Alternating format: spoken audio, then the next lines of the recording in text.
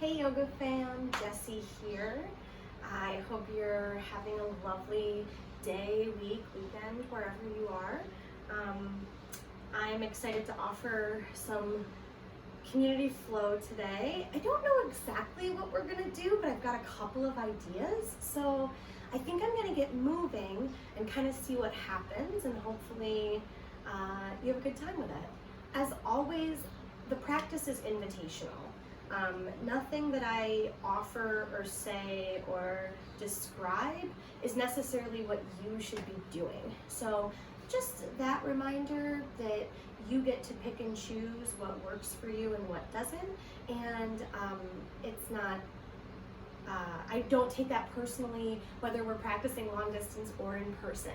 And as a matter of fact, this practice for me has been one of my most valuable tools in how to process being a person in a body, which is a pretty big thought. But I think that when we are able to offer ourselves a practice that both gives us permission to lean in or step back, not as a value judgment or as a like, it's always like this, like not binary thinking, but in a full 360 sort of ability to, I don't know, just sort of locate ourselves. When we hit a limit in our bodies, what does our brain do? Do we freak out? Do we get scared? Do we get angry? What are our reactions when we hit limits? And when we're on the yoga mat processing this way, I know I find that when I'm out in the world and I have a reaction, that a lot of times I'm able to locate it in my body in a way that I find to be super helpful in unpacking and parsing out, okay, what is a reaction that has something to do with the past? What is happening here that is current, that's in the moment? What is going on that's not me necessarily, but maybe like someone else's experience? And so like when you are able to say, this isn't for me, or like, ooh, I would like more of this, we're learning to calibrate and tune to ourselves in a way that I really believe benefits all of us on a greater level. So that's sort of what's on my mind today, and we're gonna see what's in the body about that. So come on back to downward facing dog. We're just gonna get right into it this morning. We're probably gonna use a strap or a scarf to do some shoulder stretching. You may want blocks or books or cans of beans or whatever you've got to support your limbs. And if you like a blanket or a towel to cushion your knees when we're on them, as always, those are offerings for you.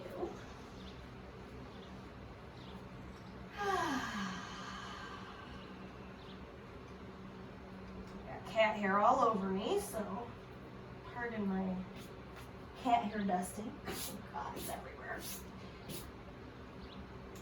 When you get into downward facing dog, just see what comes up. Down dog can always be puppy pose, which I'm demonstrating now, with your knees on the floor, hips over the knees, upper body long. The idea is that we're looking for some spinal traction, some space in the back. So you could bend your knees to do that. You could lift and lower your hips or reach your shoulders forwards and backwards a couple of times. Maybe pedal out your knees. And then lift one leg in the air, it doesn't matter which one, and just lift it as high as it'll go. It doesn't matter if the hip opens or not. You could point the toes or flex your foot. You could make some circles or kick your leg around. And then switch sides. Left leg goes down. Well, or whatever leg goes down. Other leg goes up. Up, up, up. And then come back down. Both feet on the floor. Bring your knees to the mat. reach my right arm, you could reach either underneath the left for a twist.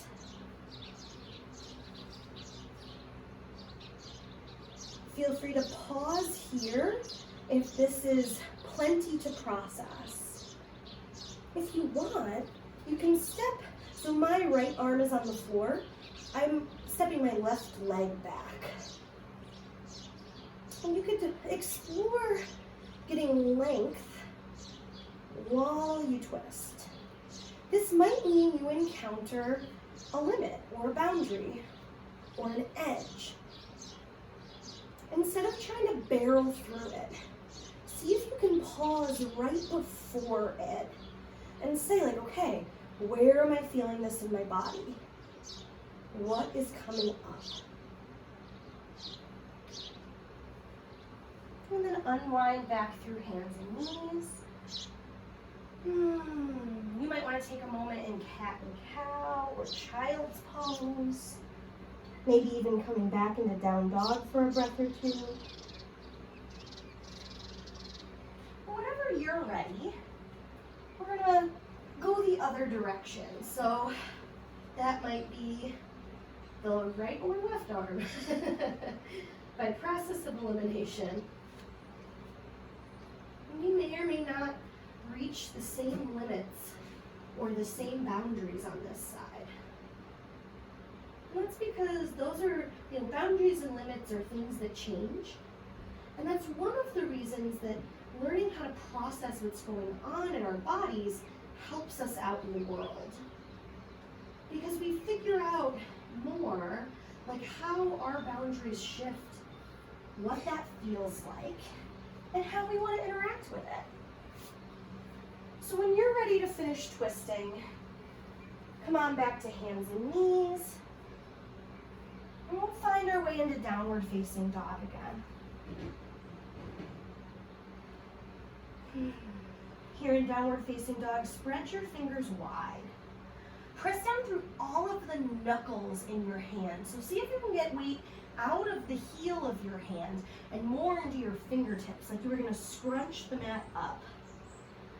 Push the floor away. Reach your chest and shoulders towards the tops of your legs, maybe even bend the knees a little extra. Let your head hang. And then press back through your heels and out through the top of your head. Come forward to plank. Try to get longer here. Draw your belly button up towards your spine. Hug your upper arms towards each other.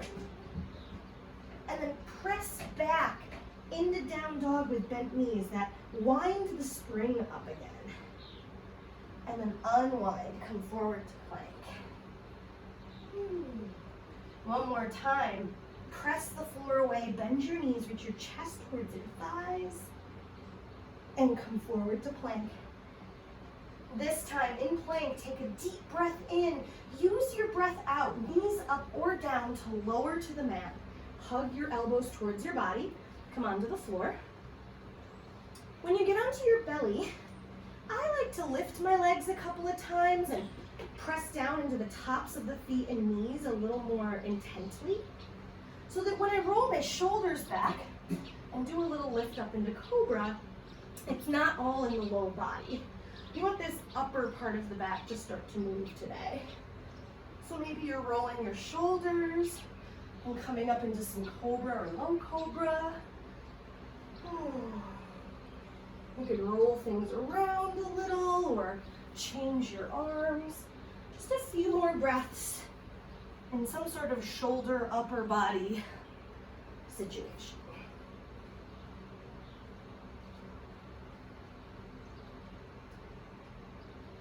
And then as you're ready to, tuck your toes, lift your hips, press all the way up and back, downward facing dog. Adho Mukha Svanasana. And from here, we're going to take one tiny step forward. So we're in an asymmetrical stance down dog. You can pedal out your legs a little bit, shift things around. And then we're going to step the other foot forward just a little bit in front of the foot that's already moved. So we're talking like the slowest walk to the front of the mat that you can stand to take. Like if you take longer than me, that's what we're going for. And just see like what's here. What does my brain want my body to rush past and not process? It's a protective mechanism. It's not bad. It's just we have to use our awareness to work with it. When we're uncomfortable, our body protects us. So when uncomfortable feelings or sensations happen in the body, the brain is like, oh, I got a trick for that.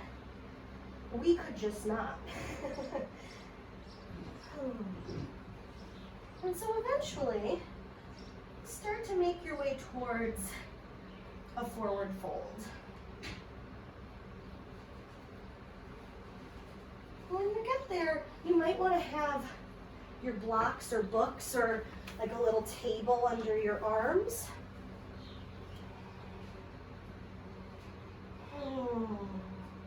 One of the ways that blocks under the arms in a forward fold helps us is that it gives us more time to approach our boundaries and limits.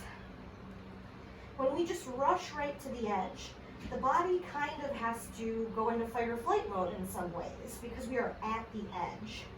We need to be alert. When we give ourselves a cushion, when we give ourselves more space, we get more time, we get more to notice. So just hang out for a little bit. Maybe your knees are bent. Definitely shake out the back of the head and neck a little. And then come on up halfway. So when we talk halfway lift, I don't mean like you're back to 90 degrees.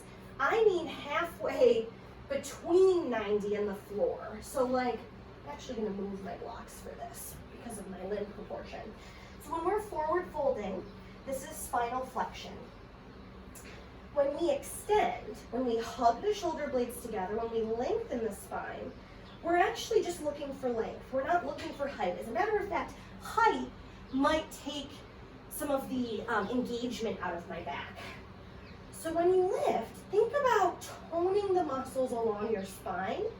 And then as you exhale, press into the outer edges of your legs, let your head go. One more time. Inhale, extend.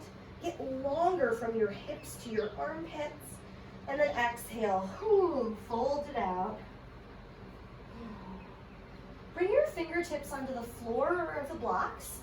Bend into your right knee. And step your left foot back behind you so that you can come into a lunge where your right knee is over your ankle and your back heel is over the ball of your foot. That might require moving the blocks or changing the height they're on. That's okay. We want to press down into the hands. So whether that means blocks or floor, you want to have like as much weight in your arms as you do in your legs. You might notice that changes what happens in the legs. Just hang out. I know this is a pose for me that my brain wants to rush past. It's like, this isn't a crescent lunge. This isn't a hamstring stretch. What are we doing here? And I think it's actually a great place for, I know in my own body, to just pause and be like, what is here? What is here that my brain wants to protect me from? Like not literally, well literally, but not like in a way that's like good or bad, that's just reaction. And what happens when I stay with that uncomfortable place? Like what is happening for you right now? It might be a lot. Keep breathing. Just stay. Whoo, doggy. All right, we're gonna keep our hands and feet where they are. Keep pressing into the floor. Reach your hips up in the air. Don't step your back foot forward. Come into a crunchy pyramid pose. Right leg straightens, spine gets long and folds a little deeper. Ask yourself, why did my brain want to step my back foot forward? There are practical answers to that. Balance, is a really practical answer. Because there was a lot of sensation, practical answer. What happened when we stayed? You know, like when we didn't rush away from that sort of unstable place. It might not have gotten more stable, but we may have gotten more able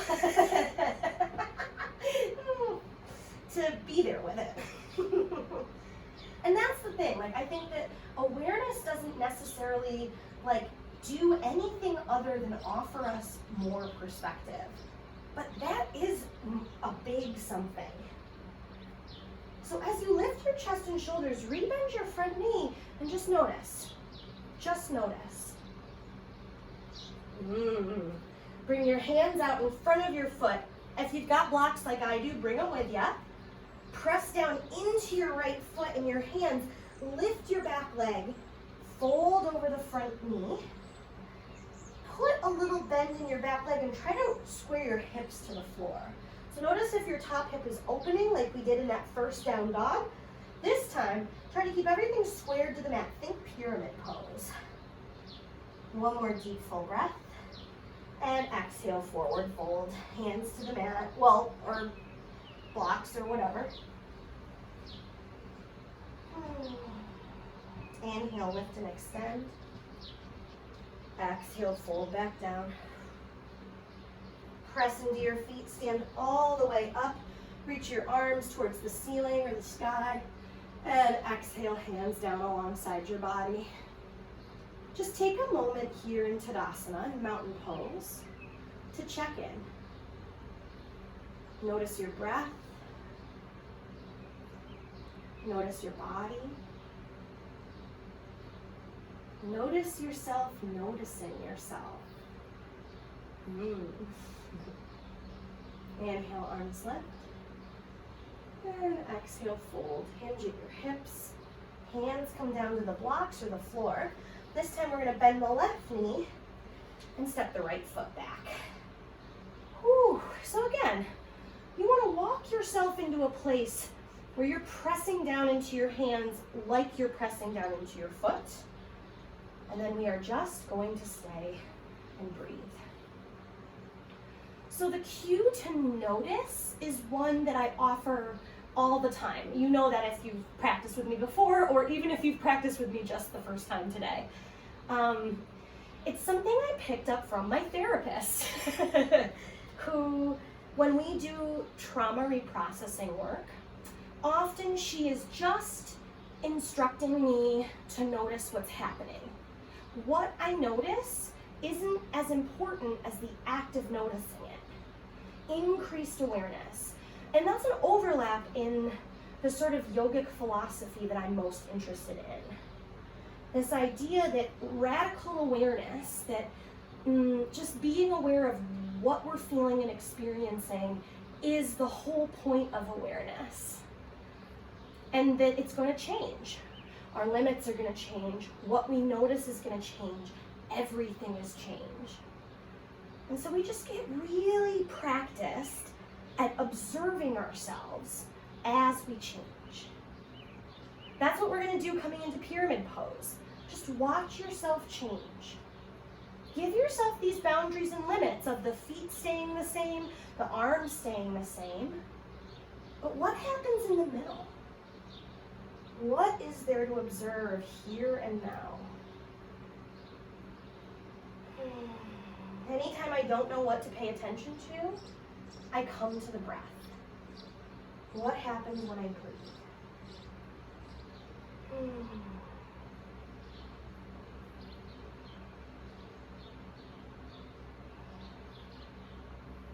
Oops, a couple more rounds of full inhale and exhale.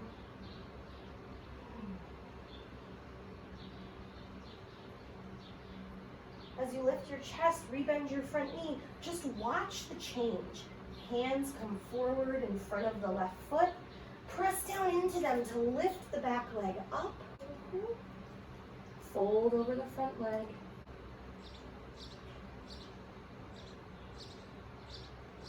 And then forward fold both legs to the floor.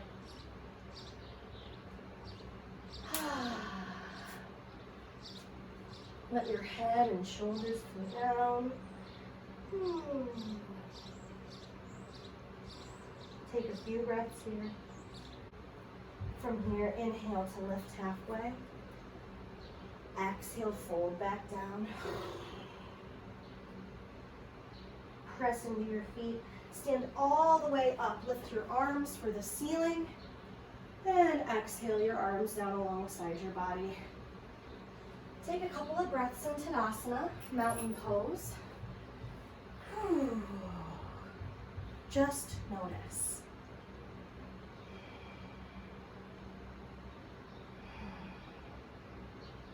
And grab your strap, or a scarf or a belt, whatever you've got's good. We're gonna hold it out in front of us, about shoulder distance apart on the strap. So most people do shoulder distance wider than their shoulders. So think about plank pose, just straight out in front of you. And with your arms out in front of you on the belt or the strap, pull it apart side to side. That should charge some things up. From here, lift your low belly, draw in and up, try to press down through your feet, and breathe. Keep pulling the strap apart. And then bring the strap up overhead and see if you can keep the same engagement through the lower part of the body. Belly draws in and up, feet press down into the floor, arms pull the strap apart. Woo! And then go ahead and release that. You might want to shake out a little bit. That's it. All right, this next time, we're gonna bring the hands a little bit wider apart side to side. So just a little wider than shoulder distance. Pull the strap apart, draw your belly button towards your back, lift up through the fronts of the hips, and see if you can move just your arms. So we're gonna do that a couple of times. We're gonna bring the arms down and up, and you'll notice probably, like I know this happens in my body, that my lower part of the body wants to do that action for me. We don't need it to. Instead, see if you can get everything to root and ground, give yourself those limits, and see what happens when you just lift your arms. You might move slower, you might have to bend the elbows a little bit, you might not be able to lift your arms as high in the air, that's okay. That's it. The next time you've got your arms up overhead, pause there. This time, bend your elbows deep. Try to pull the strap apart side to side. If you're shaking, you're doing a really good job. And then bend your right elbow, extend your left arm, and try to point your left index finger back behind you. That should be some stuff. When you're ready, we're gonna switch sides. Take your time. You can either just pause in the middle, or you can release the strap for a breath or two if you need a break between sides. That's it. And then come back through the center. Arms can come up and release. Ooh, shake it out a little bit. This time, we're gonna bring the arms wider apart side to side, and we're gonna use no muscular action. So we're just gonna go forwards and backwards. You might not go all the way back, that's okay. I'm just moving the shoulder with the joint. So just seeing what our range of motion is, like what is there to notice here?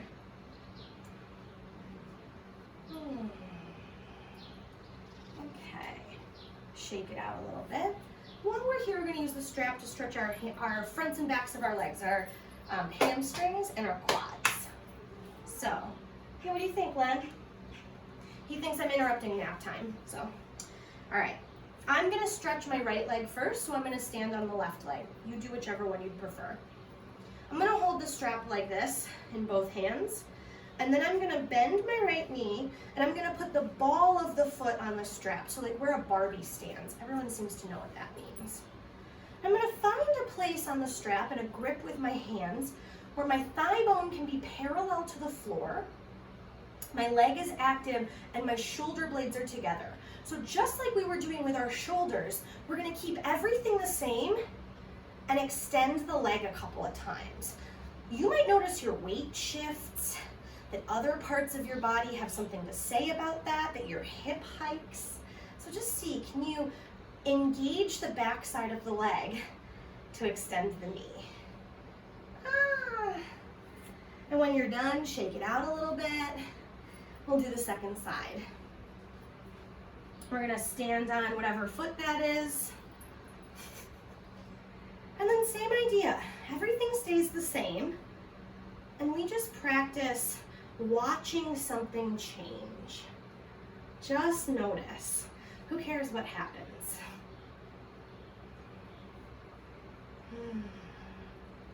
That's it. Couple more.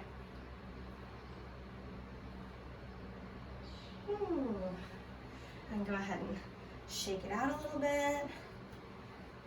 We're gonna do the first side a second time. So for me, that's standing on the left foot. This time, option to either reach down for the strap inside your right leg or hold your big toes if that's something your arms are long enough to do. We'll extend the right knee long. See if you can keep everything the same. Maybe bring the other arm up into the air. Push your foot into the strap as you plug the leg deeper into the hip socket by pulling the strap back on the foot. And then when you're ready, shake it out, release. I might have to do some foot stretching in a little bit. That's what my body's telling me. I'm also getting my yoga mat all messed up. Okay, second side, if you're not already there.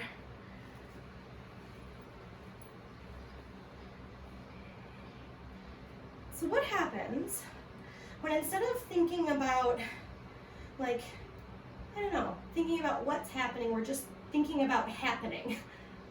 We're just observing change in movement. It might not be what we expect. Maybe your other arm comes up. And then as you're ready, release that. Shake it out a little bit. One more standing balance here, this time for the quads, for the fronts of the legs. So we're gonna take our strap and bring it around the top of the lifted foot. So for me right now, that's gonna be the right foot. And again, you might have to like wind up the strap to get a good grip.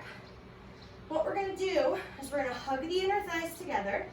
We're gonna lift up through the belly button and bring the other arm in the air. Kick your foot into the strap. See if you can roll your shoulders back. Lift up. Maybe you hinge forward by kicking the foot into the strap. And maybe not. Depends on your body today. Depends on your limits and what's going on inside. So that could be a little, that could be a lot, that could be nothing at all. We're gonna go to the other side when you're ready. You can also change or omit this any way you want. So a reminder, it's your experience you're looking for. Same idea on this side, but maybe a different experience of you. As you potentially shift forward, just watch what changes. And then come on up. Shake it out. Move your strap or belt out of the way. Find the front of your mat if you're not there. Inhale, arms lift. Exhale, forward fold. Inhale, extend out long. Exhale, hands to the mat. Step back to plank. Lower all the way to your belly. When you get there, release the tops of your feet. Roll your shoulders back. Come up into cobra. And then exhale. Tuck your toes, lift your hips. Downward facing dog.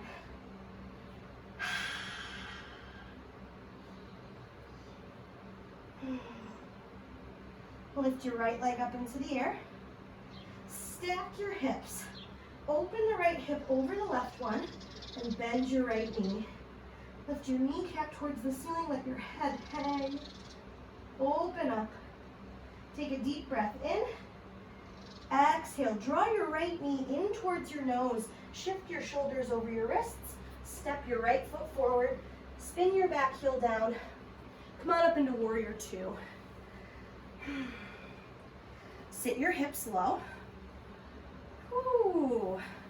Open the arms wide, side to side. And just watch. We're just hanging out. Nothing fancy. We're just gonna do the same thing on the second side. So whenever you're ready to come out of here or change it, trust that. You are what you're looking for. When you learn how you process, you're able to better parse out what's an instinctive reaction and what is actually here. So when your body's like, ah, get out of there, is that really because your muscles are fatigued? Because that's real. Or is it because your brain is trying to keep you safe, quote unquote? Both things are correct, right? I'm not saying we shouldn't have reactions. I'm saying that this physical practice is such a powerful way to work with them. Like when you think you're done, sit a little bit deeper. And then you'll find out when you're done. And when you are, move through your vinyasa. How do you connect to yourself through movement?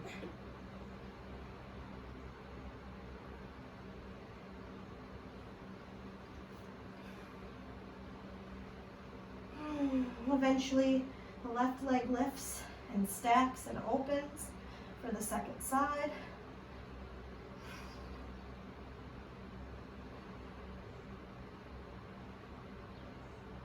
And as you're ready to, bring your knee in and up.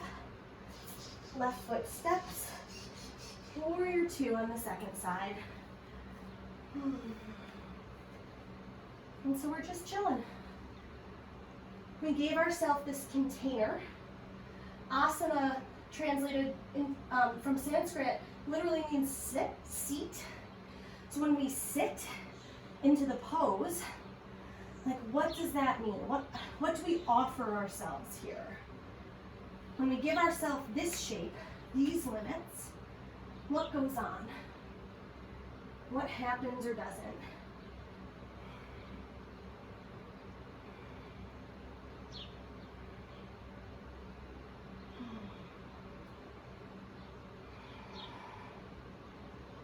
Couple more deep breaths. And when you're ready, hands come down, step back, move things around.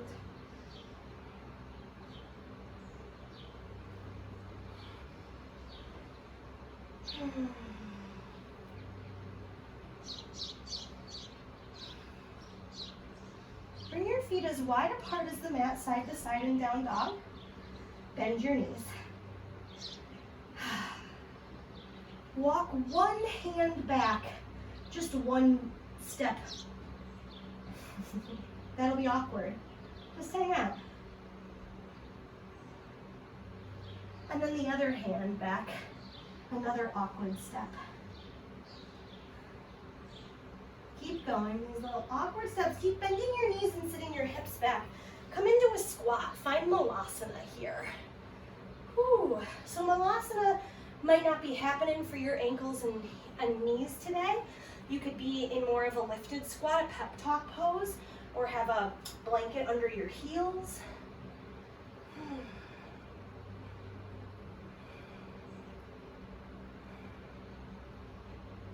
That's a deep breath.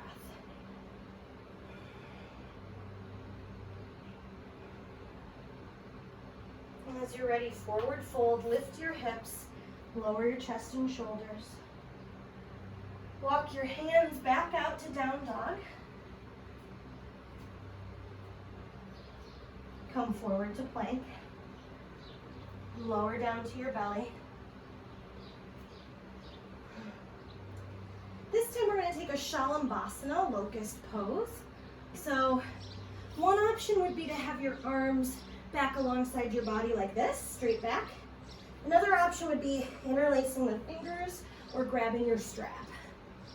Whenever I grab my hands behind my back, standing or on the belly, I like to roll a little bit side to side to help get my shoulders up behind my rib cage. I also have very tight pecs, so that might not be as helpful for you as it is for me. Either way, press down through the front side of your body. Lift your low belly, roll your shoulders back, and see if you can get longer here. From the top of your head, reaching forward to the tops of your toes, pressing down into the mat, and then release. Turn your head to one side, let your body chill.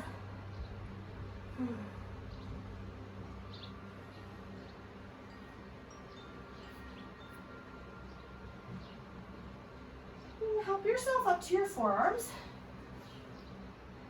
Okay. Make a kickstand with your right hand. Bend your left knee. Reach back for your left foot with your hand.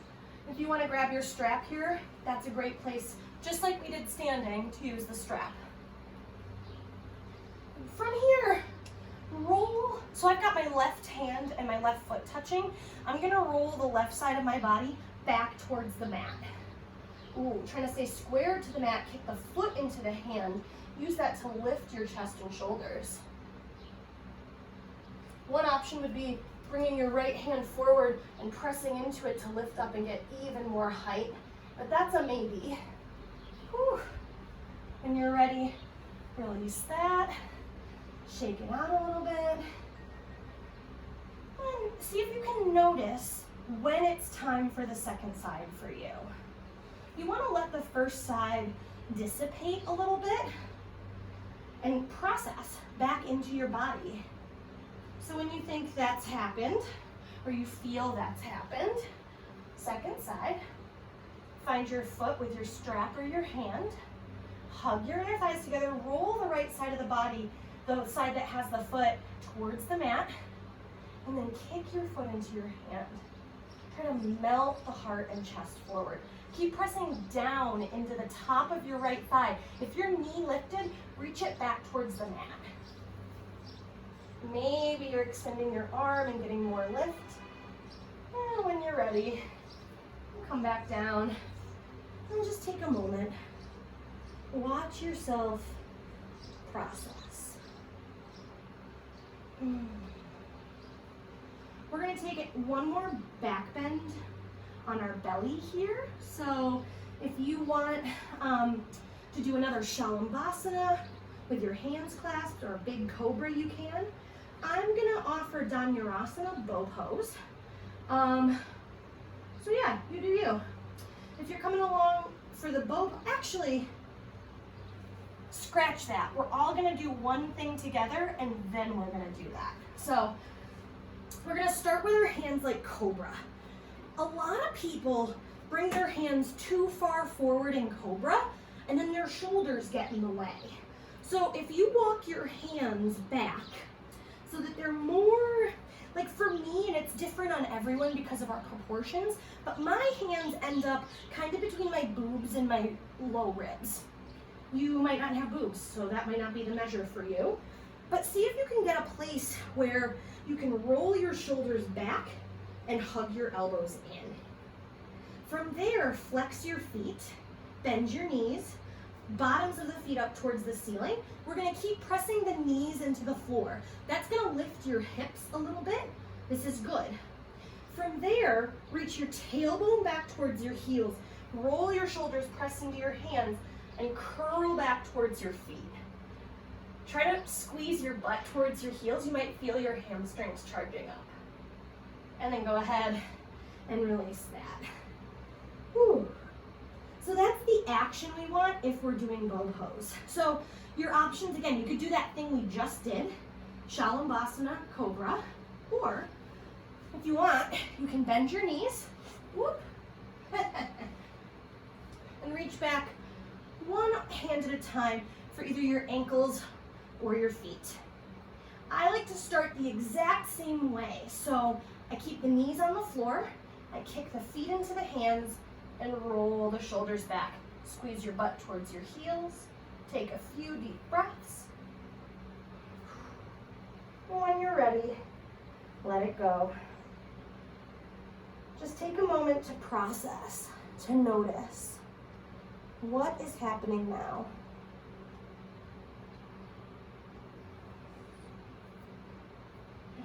We're gonna come back into downward facing dog. Whenever you're ready to get there, pedal out through the feet a little bit. And just notice what's here now. The great science fiction writer Octavia Butler says, all that you change changes you. So how does that apply here in your body? What have you changed or shifted that changed you back? How does just being aware of yourself offer a shift?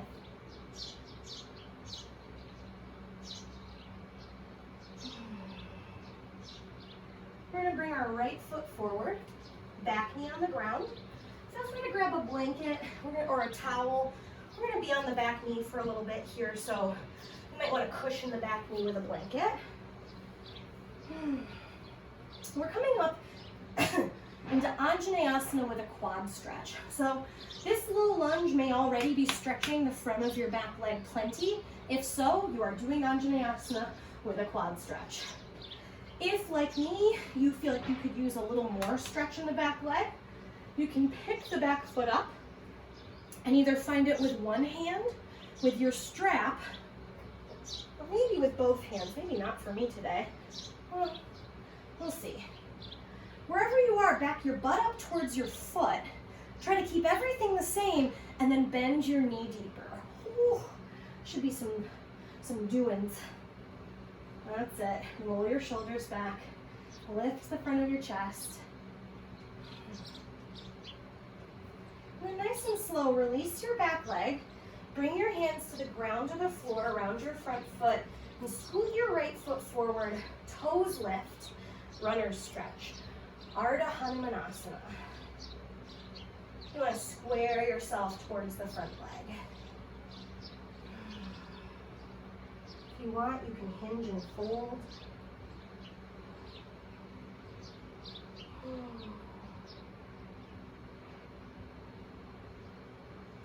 If you practice a full split Hanumanasana, or you want to use one of your blocks and bring it under your back thigh, under your front thigh, you can scoot your back knee back and maybe start to come into a deeper stretch for the hams and quads.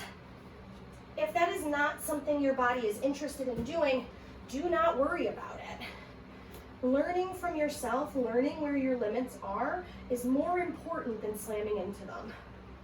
We don't need to slam into them to know where they are. Sometimes we do. Sometimes we try things and we find out. If you're still with me, if you are in Hanumanasana and you would like to add a quad stretch to the back leg, that's a thing. You could play around with balance. Keep trying to square everything to the front of the mat. So if you've got the quad stretch, think about that when we did on our belly, and square the bent knee side towards the front of the mat. And then release. Nice and slow. Find your way back. Downward facing dog. Take your time. Take your vinyasa. Take whatever's going to connect you to where you are.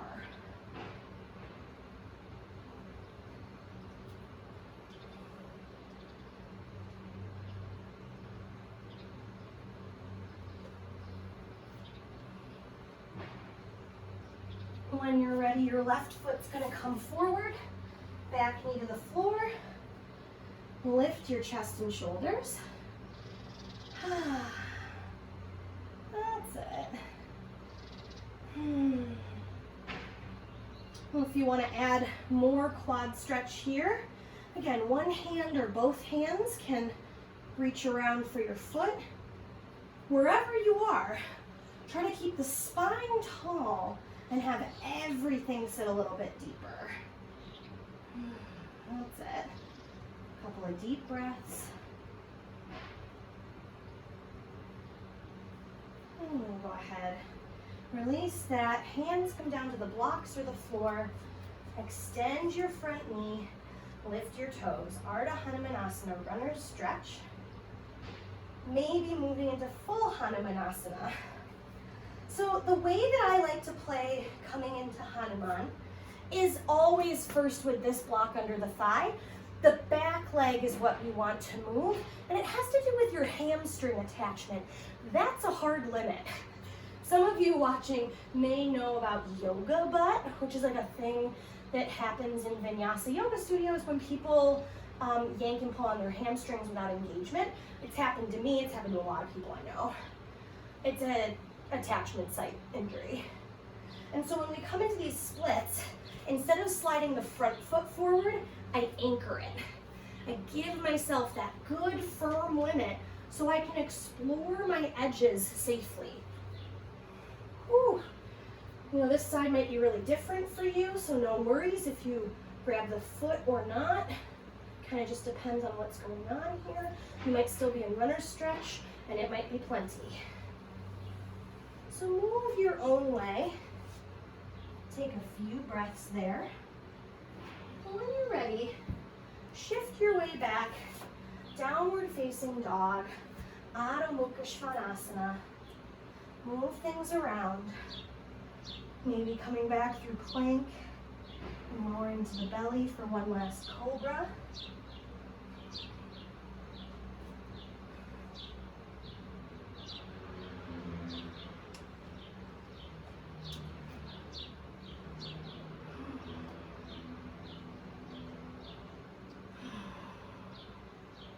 And then come down on your hands and knees.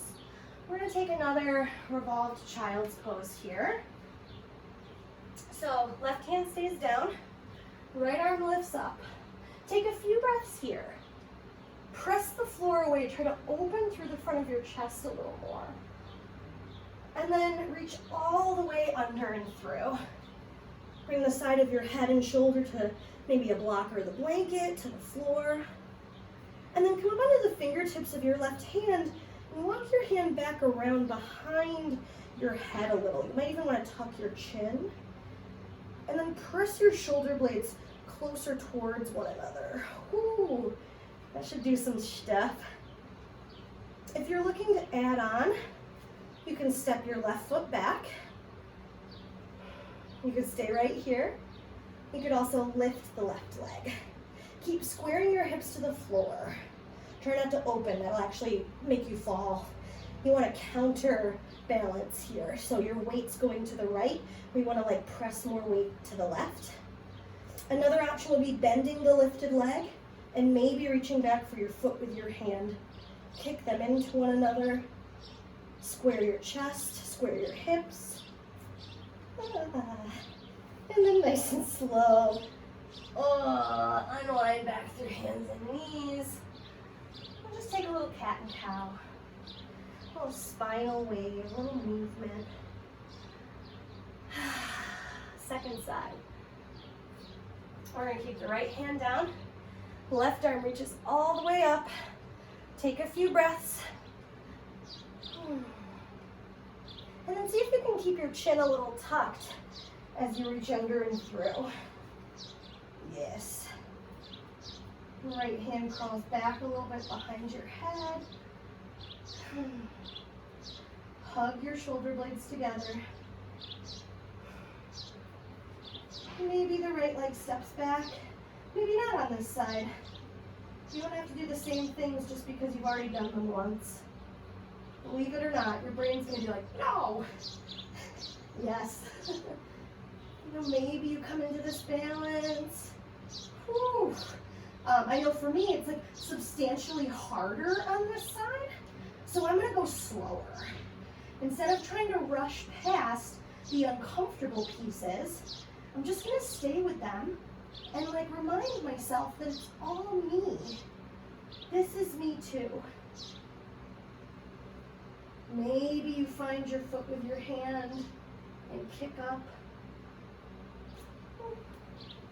And whenever you're ready, come all the way back through the middle. Toes together, knees wide. Sit your hips back, child's pose. Bring your forehead down either onto the floor or a block, or you could stack your palms to rest. Just breathe. Notice how you feel.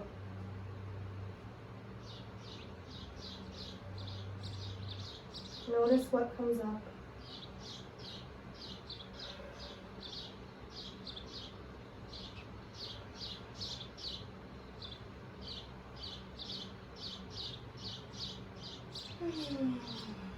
Help yourself back to hands and knees so you can swing your legs around towards the front of the mat and take some seated stuff. So if you'd like to sit up on some height, on a blanket or a bolster or whatever, I like to sit on the corner of a blanket.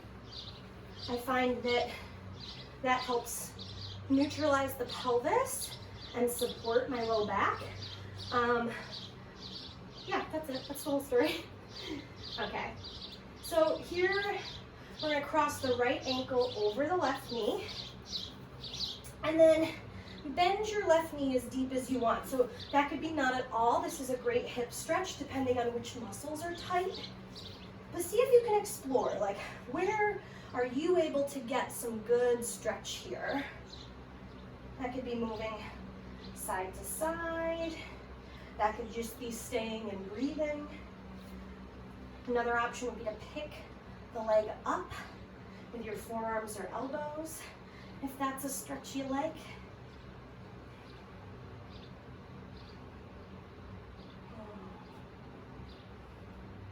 We're gonna extend the left leg again and bring the right foot to the floor outside of the left knee. You could tuck the front leg back behind you if you know that that's something you like. I know it's something I don't like, so I'm gonna keep my legs straight. You do you.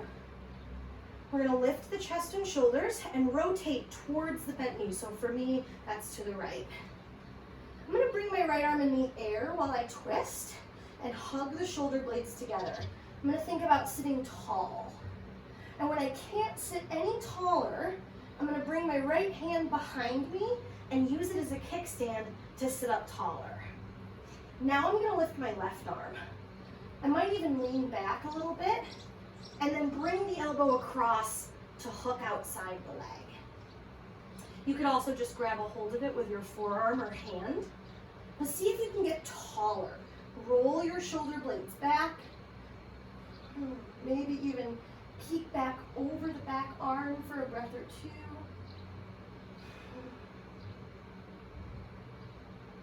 And then look forward, unwind your chest and shoulders, and keep your right knee bent, but bring it inside the left leg for Janu Shirshasana. One arm to either side of the left leg. Lift your chest, and then crawl yourself down towards your left leg. If there are any variations of this you're interested in, help yourself. Just a few breaths here.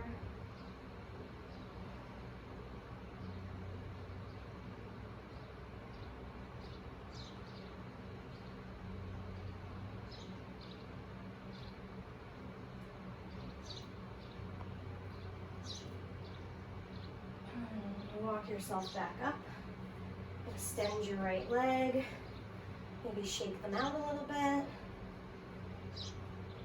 And then we're going for the second side. Left ankle crosses over the right knee.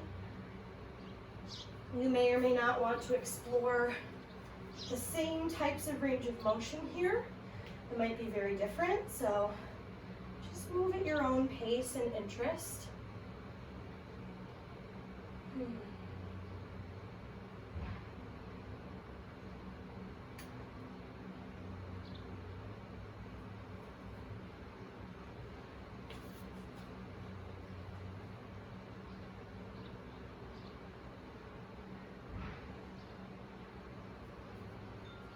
When you're ready, extend your right leg, bring your left foot to the floor.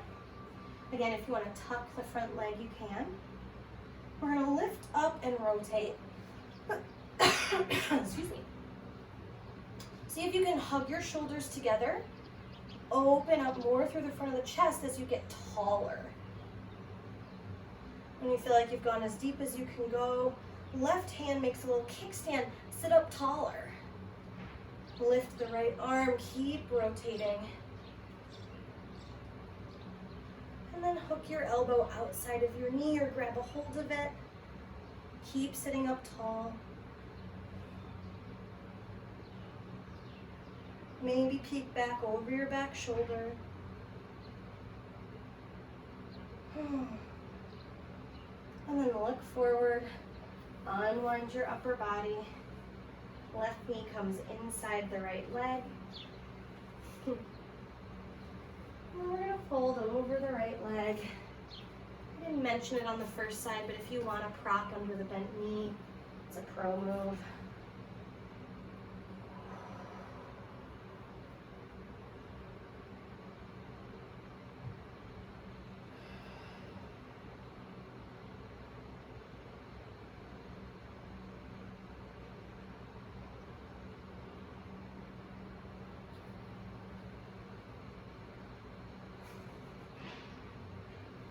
Walk yourself up.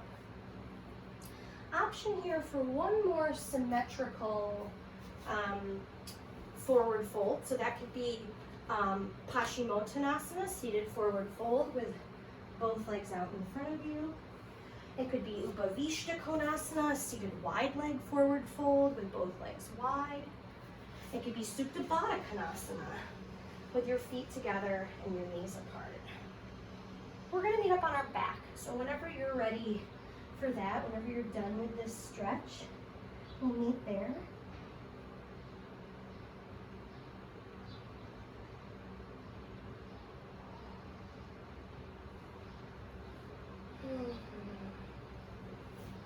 When you do get down onto your back, take any movements that feel good, knees into the chest, happy baby pose.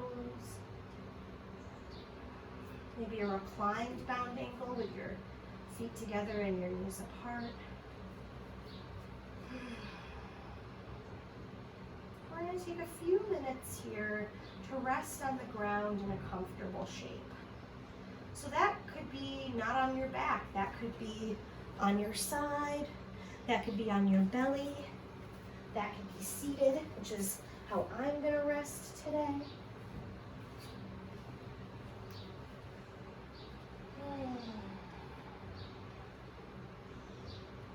Just give yourself a few minutes to just be.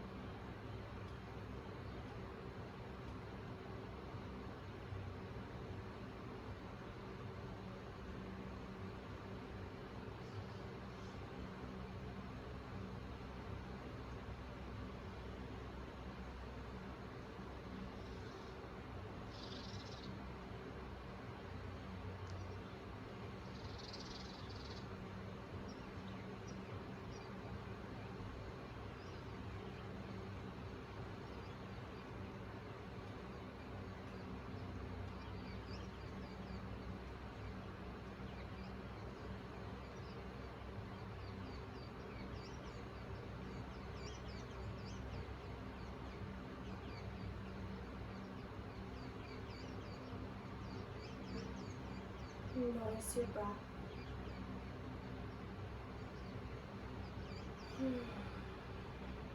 And let it lead you to whatever else you notice.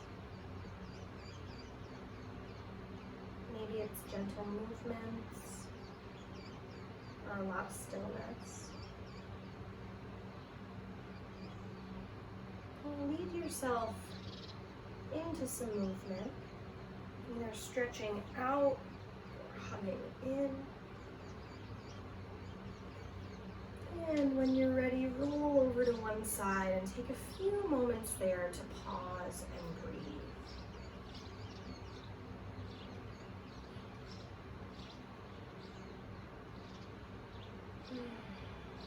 Use your hands to press up to seated.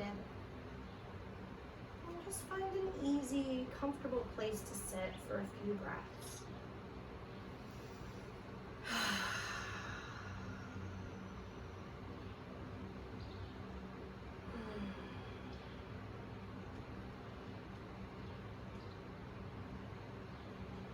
And just notice here, at the end of class, what is it that this physical processing had to offer you? What in your body, in your heart, in your mind shows up when you just give yourself permission to notice and breathe? What happens when our expectation isn't on outcome so much as it is on process? When it comes to our bodies, when it comes to our own reactions, our own experiences? There isn't one answer. It's just a question that we get to ask ourselves over and over again on the mat. And thank you all so much for sharing your practice and your process. Hail yourselves, yogis, and have an awesome rest of your day.